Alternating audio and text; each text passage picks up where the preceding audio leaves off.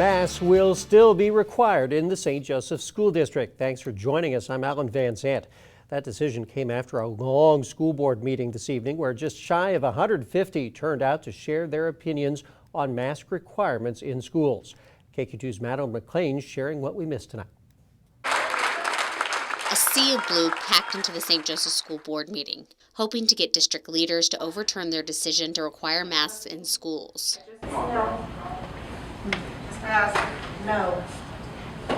So motion does not pass. But they failed to convince a majority of the board. I respect that it's a difficult decision.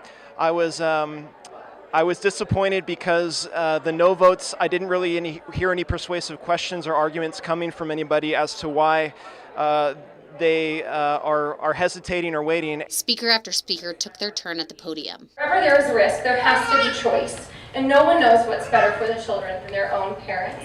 Most were against requiring masks, arguing it should be up to the parents. Last week I discussed this issue with a board-certified doctor who runs five different practices. I simply asked him, can you please give me one reason why I should mask my child? His response, well, Josh, the honest truth is there is just not enough convincing evidence to suggest that. The studies are not there, the evidence is not there. Those who argue otherwise are being intellectually dishonest. Joshua Blevins was one.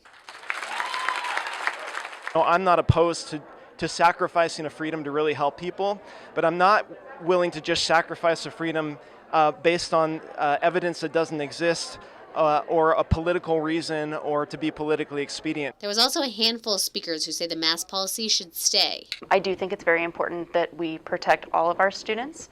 I feel like a lot of the people that are advocating for choice for masks are not considering our high-need students.